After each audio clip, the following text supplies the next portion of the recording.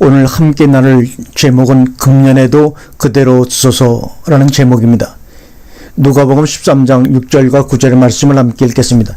이에 비유로 말씀하시되 한 사람이 포도원에 무화과 나무를 심은 것이 있더니 와서 그 열매를 구하였으나 얻지 못한지라 가온직에 이르되 내가 3년 와서 이 무화과 나무의 실과를 구하되 얻지 못하니 찍어버리라. 어찌 땅만 버리느냐. 대답하여 가로되 주인이여 금년에도 그대로 두소서. 내가 두릅하고 거름을 주이니 이후에 만일 실과가 열면 이언이와 그렇지 않으면 찍어 버리소서 하였다 하시니라. 금년에도 그대로 두소서. 본문은 예수님께서 비유로 하신 말씀입니다. 포도원 밭을 가지고 있는 사람이 무화과를 심고 나서 가수원직에게 그것을 잘 갖고 열매를 맺도록 맡겼습니다. 그런데 3년을 기다려도 열매가 없는 것을 본 주인은 당장 도끼로 찍어버리라고 명령을 합니다. 그러자 가수원직에는 1년만 더 유예 기간을 달라며 그때에도 열매가 없으면 찍어버리라고 사정을 합니다. 가수원직은 이제 그 나무에게 거름을 주어 주인이 원하는 열매를 1년 안에 내놓아야 서로 사는 길이 열립니다. 모든 생명이 있는 것은 열매를 내놓게 되어 있습니다. 지금 계절은 알곡은 모아 곡간에 들이고 쭉정이는 버리는 결실의 계절입니다. 이러한 때에 우리의 신앙도 하나님이 보시기에 합당한 열매를 내놓고 있는지 점검해보고 가수원지기처럼 1년만 더 시간을 달라고 간구하는 기도가 있어야겠습니다. 여기서 무화과 나무는 하나님의 백성입니다. 무화과 나무는 심은 지 3년이 되면 열매를 맺습니다. 그런데 본문에 나오는 무화과는 3년을 더 기다렸는데도 열매를 맺지 못한 나무입니다. 주인은 가온직의 수고를 알고 1년을 더 연장을 해줍니다. 그러면 본문에 나오는 무화과는 누구를 비유하는지 보겠습니다. 그의 열매로 그들을 알지니 가시나무에서 포도를 엉겅케 해서 무화과를 따겠느냐. 대저 만군의 여호와의 포도원은 이스라엘 족속이요 그의 기뻐하신 나무는 유다 사람이다. 유다 사람이라. 이사야 5장 7절의 말씀입니다. 가시나무 엉겅퀴가 거짓 선자를 비유한다면 무화과는 주님을 따르는 하나님의 백성들을 비유하고 있습니다.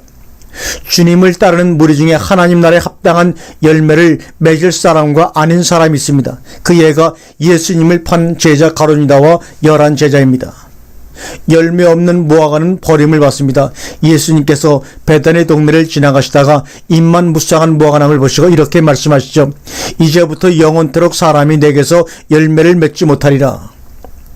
잎만 무성하고 열매를 내놓지 못한 무화과나무는 주님으로부터 저주를 받았습니다. 그 저주는 앞으로 사람들에게 열매를 영원히 내놓지 못하게 된 것입니다. 사람들에게 열매를 내놓을 때 나무는 존재 가치가 있는 것이죠. 그런데 열매가 없다면 사람들에게 버림을 받습니다. 이 세상에서 가장 무서운 것이라면 남들로부터 무관심을 당하는 것입니다. 본문에 나오는 무화과나무는 열매를 내놓지 못해 사람들로부터 외면을 당했습니다. 오늘 이 시간 주님이 나에게 오셔서 먹을 만한 열매를 달라고 하시면 우리는 어떤 열매를 내놓겠습니까?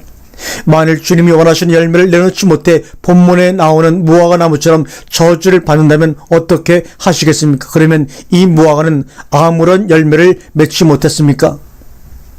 내가 칼과 기름과 연병을 그들에게 보내어 악하여 먹을 수 없는 악한 무화과 같게 하였고, 에레미야 29장 11절의 말씀입니다.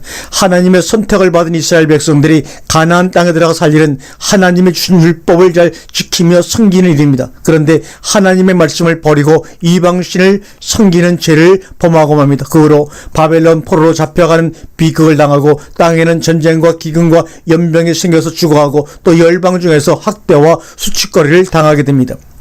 사람들에게 선한 열매를 내놓지 못하고 학대받고 버림받는 악한 무화과와 같은 존재가 되고 만 것입니다.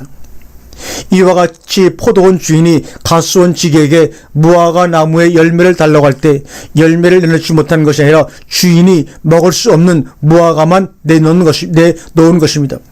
악한 무화과는 칼, 기근, 연병이 땅에 내려서 나쁜 열매가 되었습니다.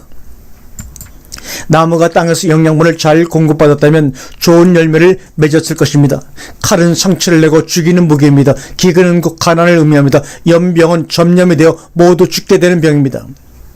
이스라엘 백성들이 하나님의 말씀을 버리고 순종하지 않을 때 세상에서 비웃음거리와 조롱거리가 되었듯이 오늘날 우리가 그리스도 안에 있다면서도 말씀대로 살지 않으면 사람들에게 말로 상처를 내고 영혼을 핍박케 하고 죄를 절멸시키는 연병과 같은 존재가 되어 그들에게 비웃음거리와 멸시받는 존재가 될 것입니다. 하나님께서 우리를 이 땅에 살게 하시고 예수 그리스도의 이름으로 우리를 부르시고 하나님을 아버지로 믿게 한 것은 그리스도인 낫게 살라고 한 것입니다. 하나님은 오늘도 기다리십니다.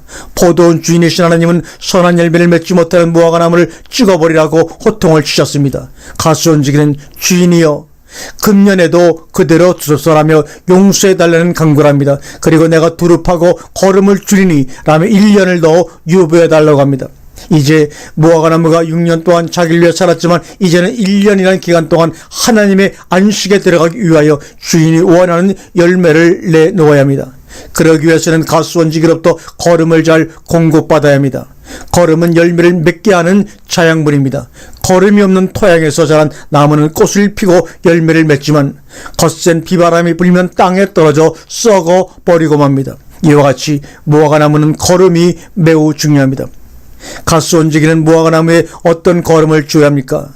소금이 좋은 것이라되 소금도 그 맛을 잃으면 무엇으로 짜게 하리요? 땅에도 거름에도 쓸데없어 내어버리느니라.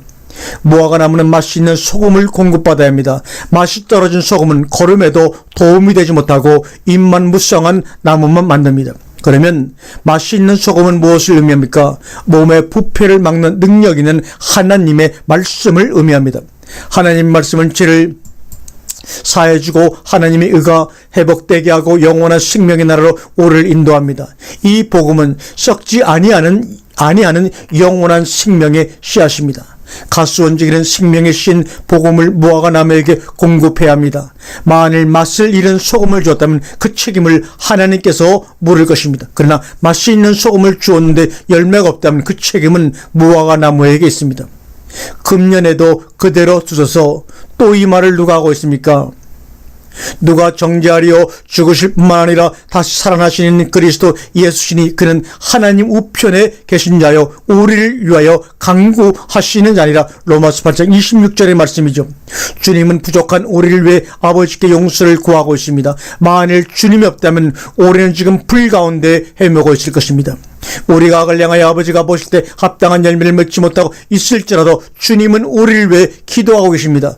그러나 계속 그러하도록 놔두진 않습니다. 1년이라는 시간을 우리에게 주었습니다. 사람은 1년이라는 시간으로 보고 아직도 우리가 회개할 기회가 많이 있다고 생각합니다. 이는 착각 속에 사는 것입니다. 1년이라는 유예 기간은 아무도 모르는 시간입니다. 우리의 삶이 오늘 갈지 내일 갈지 모르기 때문입니다. 성경은 그리스도께서 우리 죄를 지시고 우리에게 육체에 남은 때를 허락한 것은 다시 사람의 정욕을 쫓지 않고 하나님의 뜻을 쫓아 살게 하람이라고 막 기록하고 있습니다. 그런즉 누구든지 그리스도 예수 안에 있으면 새로운 피조물이라 이전 것은 지나갔으니 보라 새 것이 되었도다. 예수 그리스도를 구세주로 영접한 모든 자들은 그리스도 안에서 새로운 피조물이 되었습니다. 이제는 자기를 위해서 사는 6일이 아닙니다. 7일째 안식에 들어가 하나님께서 원하시는 열매를 맺고 사는 자들입니다.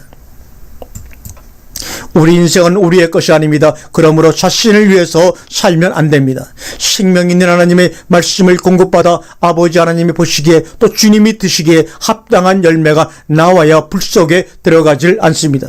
지금은 인생의 결실의 계절입니다. 1년 수확물을 주님 앞에 내어놓는 시기입니다. 먼저 자신이 주님 보시기에 얼마나 합당한 열매가 되어 하나님 앞에 드려졌는가를 생각해야 합니다. 혹시 물질만을 드리고 이것으로 만족한다면 주님은 기뻐하지 않을 것입니다. 그러나 먼저 자신이 온전한 생명의 열매가 되었다면 하나님은 기뻐하실 것입니다. 만일 그렇지 못하다면 주인이여 1년만 더 유예해 주소서 라는 간청이 있어야 합니다. 호흡이 있는 동안 주님은 우리를 위해 땅을 파고 거름을 주고 있습니다. 강팍한 마음, 기근이 들어 씨를 뿌릴 수 없는 마음밭에 말씀을 통하여 계속 영양분을 공급하고 있습니다. 그러므로 세상에 젖어있는 마음을 버리고 새로운 열매 맺기를 노력해야 합니다. 그 열매로 성령의 열매입니다. 아멘.